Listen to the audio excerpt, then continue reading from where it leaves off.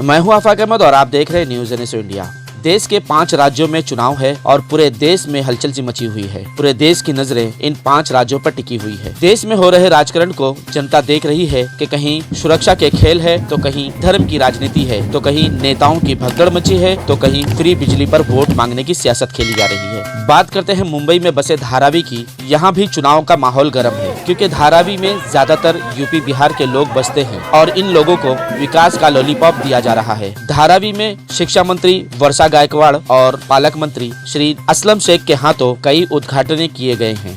हमारे महानगर पालिका के प्रशासन, हमारे पुलिस अधिकारी, ये सब ने जो है बहुत ही अच्छी तरीके से इस प्रोग्राम को आयोजित करने में हमारी मदद की। आज प्रोग्राम क्या है? आज यहाँ कोई हमने या ताई ने जलसा नहीं रखा।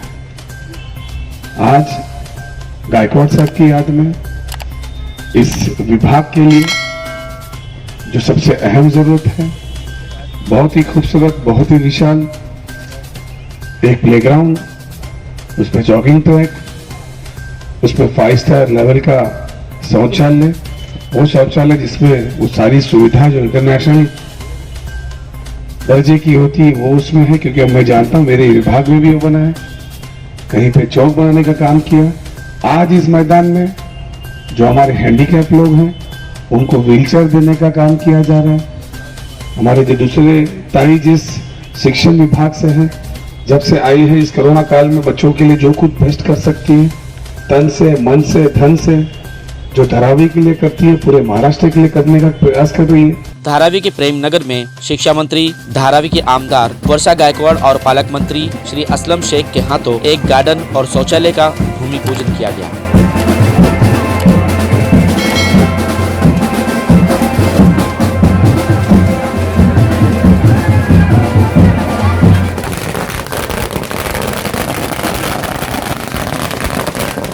आज हमने प्रेम नगर में एक गार्डन का जो है वो भूमि पूजन का कार्यक्रम किया है, जहाँ पे गार्डन होगा, बच्चों के लिए खेलने के लिए होगा, वॉकिंग ट्रैक होगा और जैसे WITM बनाया उससे थोड़ा छोटा है लेकिन अच्छा तरह से लोग उसका फ़ायदा उठा सकते, सेहत बना सकते सुबह। और साथ ही साथ में वहाँ पे शौचालय की मांग एक थी तो वो शौचालय भी वहाँ पे गार्डन के अंदर ही एक बनाने का काम यहाँ वहाँ पे निश्चित हुआ है। साथ ही साथ में मैंने असलम शेख जी से कहा कि जो रास्ता प्रेम नगर का है उसका भी काम जल्द से जल्द शुरू हो। इसी तरह धारावी के T जंक्शन पर एक विशाल राष्ट्रीय ध्वज यानी तिरंगा का भी भूमि पूजन किया गया, जिसमें हम सब एक हैं का एक संदेश होगा और आसमान पर लहराता हुआ तिरंगा दिखाई देगा।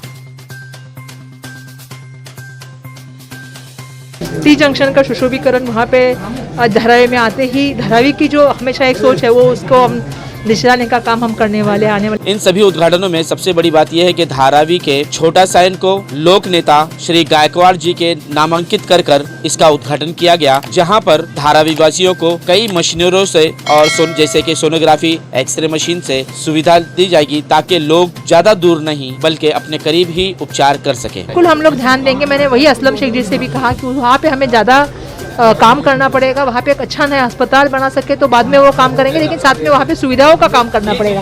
और आपको पता है कि उसका नाम हमने लोकनेता एकनाथ गायकवाड़ जी के नाम पे रुग्णालय दिया, क्योंकि गायकवाड़ साहब का धारावी में आप देखेंगे 1985 से धारावी में वास्तव है और गायकवाड़ साहब और धारावी को अलग कोई कर नहीं सकता है। और गायकवाड़ साहब के प्यार की वजह से लोग मुझ पे भी विश्वास करते, प्यार करते। और मैं ये चाहती थी कि धारावी में उनके नाम का अस्पताल हो, क्योंकि गायकवाड़ साहब ने हमेशा ही लोगों की सेवा करने का काम किया था और अस्पताल के माध्यम से ज़्यादा लोगों की सेवा हो, वो सुविधा आने वाले दिनों में करने के लिए ही मैंने पालक मंत्री महोदय से विनंती की कि अस्पताल हमारे लिए बहुत ज़रूरी चीज़ है, उसको हम कैसे रिनोवेट करें, उसमें क्या क्या चीज़ें लाए, उसके ऊपर हम अभी आने वाले दिनों में काम करेंगे। धारावी के WIT ग्राउंड में गरीब अपंगों को व्हील चेयर देने का काम किया गया और इसी कार्यक्रम में एक व्यायामशाला का भी उद्घाटन किया गया, जहां पर लोग आसानी से अपनी सेहत का ख्याल रख सकेंगे।